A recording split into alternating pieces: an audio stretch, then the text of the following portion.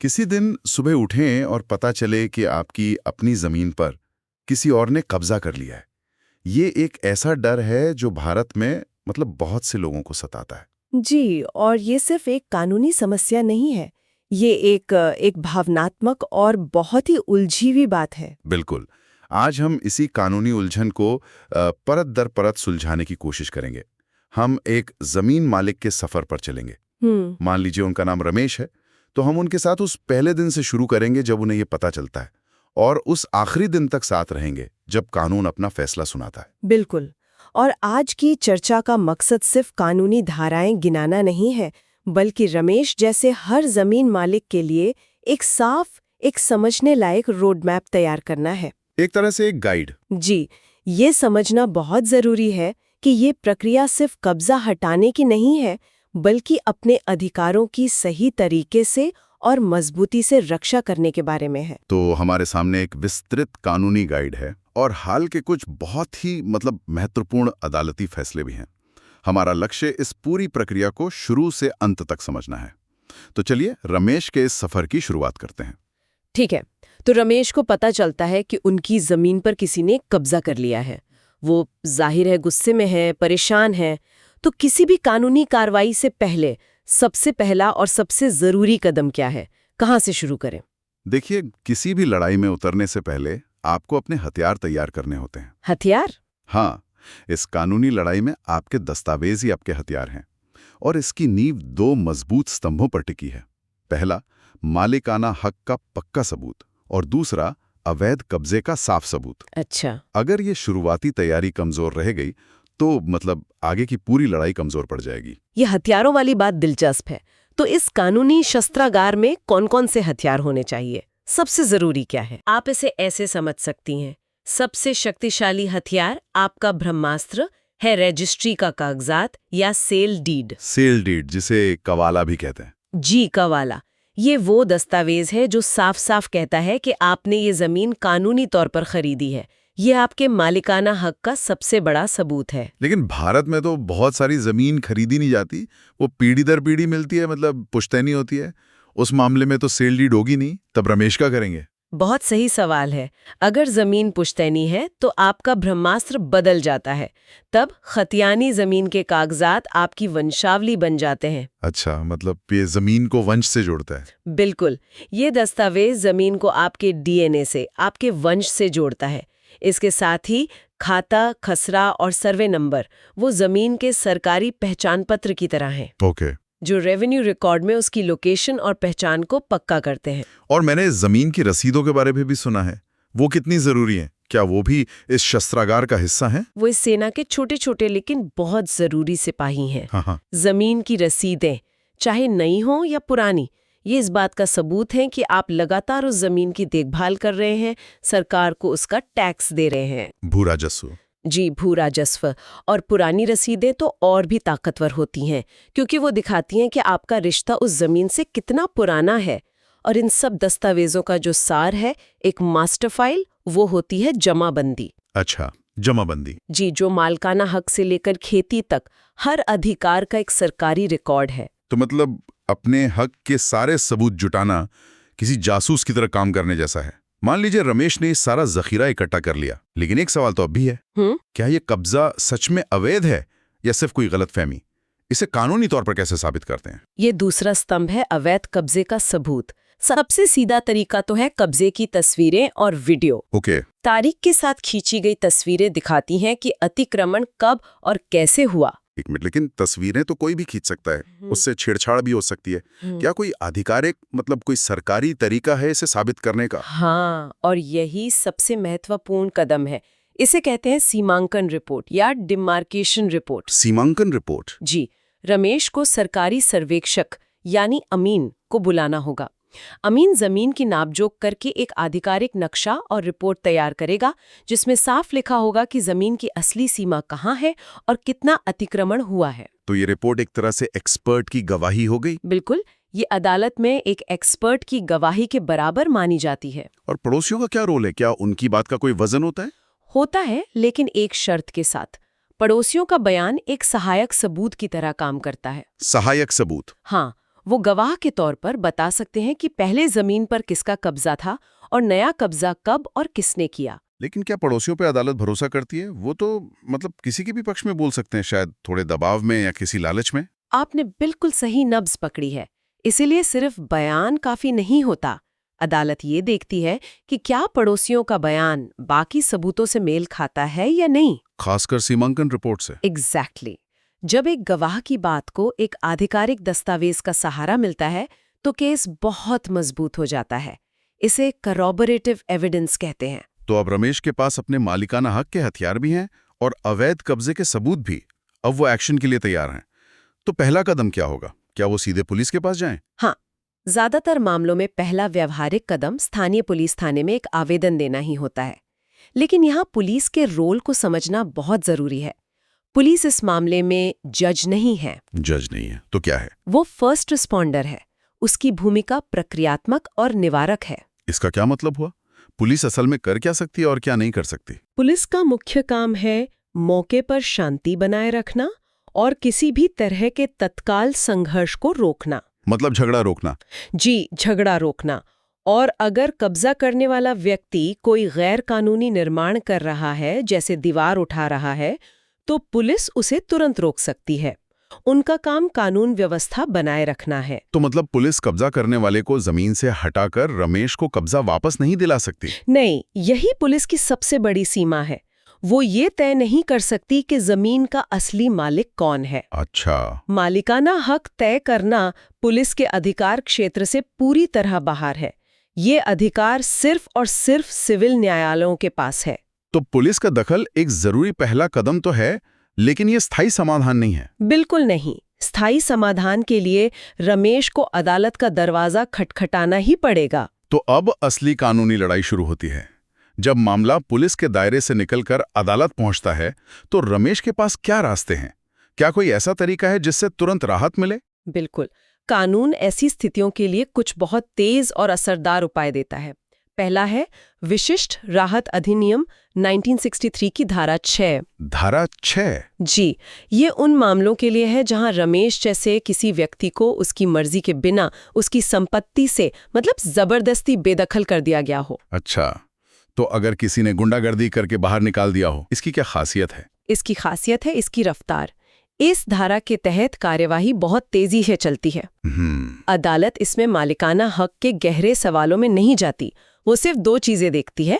पहला, बेदखल होने से पहले कब्जा किसका था, और दूसरा, क्या उसे गलत तरीके से हटाया गया। तो इसका मकसद सिर्फ कब्जे को पुरानी स्थिति में बहाल करना है? जी, तुरंत। ये तो बहुत कारगर लग रहा है। लेकिन ये तब है जब रमेश को जमीन से निकाल दिया गया हो। अगर कोई सिर्फ कब्जा करने की धमकी दे रहा हो या थोड़ा बहुत निर्माण शुरू कर रहा हो, तब क्या? उस स्थिति के लिए कानून एक रक्षात्मक कवच प्रदान करता है। रक्षात्मक कवच? हाँ, ये है सिविल प्रक्रिया संहिता 1908 का आदेश 39।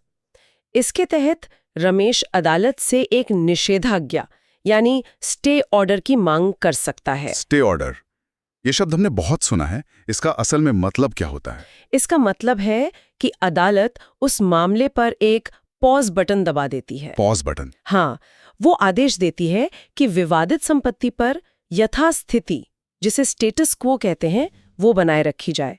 यानी जब तक अदालत मामले का फैसला नहीं कर लेती, कोई भी पक्ष उस जमीन पर न तो कोई निर्माण कर सकता है, न उसे बेच सकता है और न ही उसका स्वरूप बदल सकता है। तो ये बढ़ते हुए खतरे को रोकने का तरीका है? जी, एक बहुत प्रभावी तरीका है। तो ये सभी उपाय, चाहे वो धारा 6 हो या स्टे ऑर्डर, एक तरह से फर्स्ट एड जैसे लगते हैं, तुरंत राहत के लिए।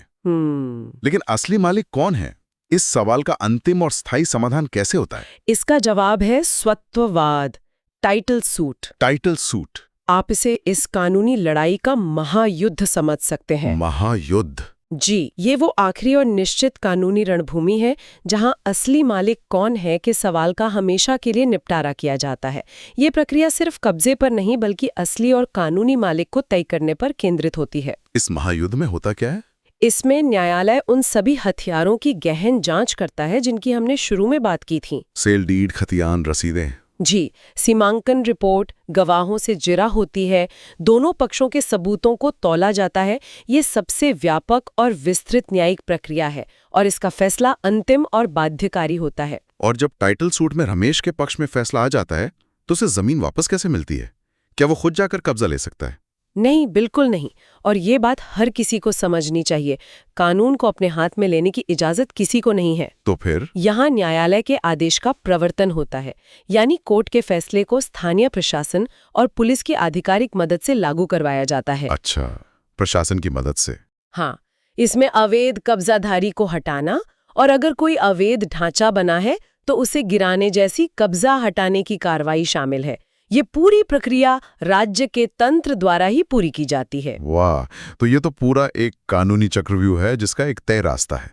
लेकिन मुझे लगता है कानून इतना स्थिर तो नहीं रहता होगा। पिछले कुछ सालों में इसमें क्या नया आया है? कोई शॉर्टकट या कोई नया मोड़? बिल्कुल, कानून हमेशा विकसित होता है। पूनाराम बनाम मोतीराम का 2019 का सुप्रीम कोर्ट का एक फैसला इसी दिशा में एक महत्वपूर्ण कदम है। बताइए।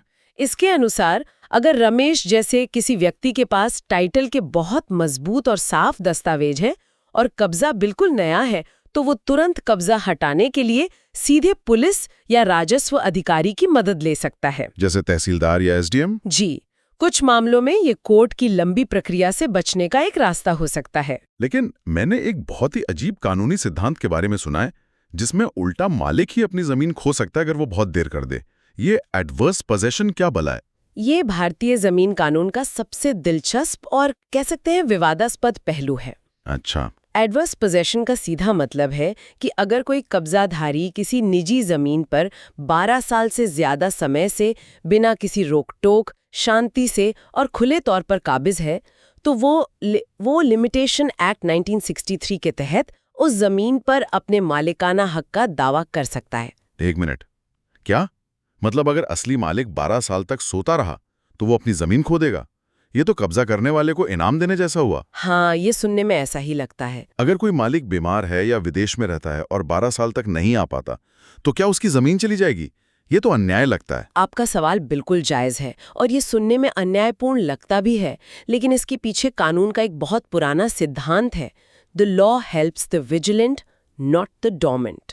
यानी कानून उनकी मदद करता है जो जागरूक हैं, न कि उनकी जो सो रहे हैं। बिल्कुल, इसका मकसद जमीन को बेकार और अनुत्पादक होने से बचाना है। नीलम गुप्ता बनाम राजेंद्र कुमार 2025 के हालिया फैसले में भी अदालत ने इस सिद्धांत को दोहराया है। तो ये कानून जमीन मालिकों के लिए एक चेतावनी है कि वे अपनी संपत्ति के प्रति लापरवाह न रहें। जी। ये नियम क्या सरकारी जमीन पर भी लागू होता है? मान लीजिए किसी ने रेलवे की जमीन पर 30 साल से घर बना रखा है, तो क्या वो जमीन उसकी हो जाएगी? नहीं, बिल्कुल नहीं। और ये जानना बहुत जरूरी है, सरकारी जमीन चाहे वो रेलवे की हो, जंगल की हो या सड़क की, उस पर एडवर्स पोजेशन का दावा कभी नहीं चलता। कभी नहीं? कभी नहीं। चाहे 30 साल हो जाएं या 50 साल, कोई भी सरकारी जमीन का मालिक नहीं बन सकता। अदालतों का रुख इस मामले में बहुत सख्त रहा है। यहीं से बुलडोजर जस्टिस का विवादास्पद विषय सामने आता है। जब सरकार अतिक्रमण हटाती है तो अक्सर बुलडोजर का इस्तेमाल होता है। इस पर सुप्रीम कोर्ट का नवीनतम रुख क्या है? इस पर नवंबर 2024 का एक ऐतिहासिक फैसला आया है जो बहुत ही महत्वपूर्ण है। क्या कहा है कोर्ट ने? सुप्रीम कोर्ट ने साफ कर दिया है कि सिर्फ किसी के अपराधी होने के आधार पर उसका घर नहीं तोड़ा जा सकता। किसी भी तरह की विध्वंस की कार्रवाई से पहले एक तय प्रक्रिया का पालन करना अनिवार्य है। मतलब नोटिस देना, सुनवाई का मौका देना? जी, नोटिस, सुनवाई और प्राकृतिक न्याय के सिद्धांतों का पालन करना शामिल है। बिना प्रक्रिया के डिमोलिशन को अवैध माना जाएगा। और हम इस सिद्धांत को हल्द्वानी के रेलवे भूमि मामले में भी देख रहे हैं ना? वहां क्या हो रहा है? हाँ, दिसंबर 2025 तक वो मामला सुनवाई में, और वो इस बदलते नजरिए का सबसे बड़ा उदाहरण है। वहां हजारों परिवार दशकों से रह रहे हैं। अदालत ने तत्काल बुलडोजर चलाने पर रोक लगा दी है और पुनर्वास पर जोर दिया है। 2024 में ही कोर्ट ने राज्य सरकार को एक पुनर्वास योजना बनाने का आदेश दिया था। तो ये मामला दिखाता है कि अदालतें अब सिर्फ कानून की सूखी धाराओं को नहीं देख रही। जी, वो कानूनी प्रक्रिया और मानवीय चिंताओं के बीच एक संतुलन बनाने की कोशिश कर रही हैं। तो कुल मिलाकर रमेश जैसे किसी भी व्यक्ति के लिए अपनी जमीन वापस पाने का रास्ता सीधा नहीं है, लेकिन संरचित और बहुचरणीय जरूर है। ये ठोस कागजी कार्रवाई के शस्त्रागार से शुरू होता है, फिर अदालत के कानूनी उपायों से गुजरता है और अंत में इसका अंजाम राज्य की मशीनरी पर निर्भर करता है, ना कि किसी की व्यक्तिगत ताकत पर। बिल्कुल। और हाल के अदालती फैसले इसमें नई और महत्वपूर्ण परतें जोड़ रहे हैं। अब ये प्रक्रिया सिर्फ मालिकाना हक साबित करने के बारे में नहीं रह गई है। तो फिर किस बारे में है? ये उचित प्रक्रिया, मानवाधिकार और न्याय के बड़े सिद्धांतों के बीच संतुलन साधने के बारे में भी हो गई है, खासकर जब मामला किसी एक व्यक्ति का न होकर हजारों लोगों की जिंदगी का हो। सुनने वालों के लिए एक अंतिम विचार। कानून एक स्पष्ट प्रक्रिया तो बताता है, लेकिन हल्द्वानी जैसा मामला एक गहरा सवाल खड़ा करता है, जिस पर अब हमारी अदालतें भी गंभीरता से विचार कर रही हैं। जब कोई अवैध बसावट दशकों तक मौजूद रहती है, जिसमें स्कूल, अस्पताल और हजारों लोगों के घर बस जाते हैं, तो राज्य की जिम्मेदारी कहाँ खत्म होती है और पुनर्वास की जिम्मेदारी कहाँ से शुरू होती है? ये एक ऐसा सवाल है जिसका जवाब हमारा कानूनी तंत्र आने वाले समय में भी तलाशता रहेगा।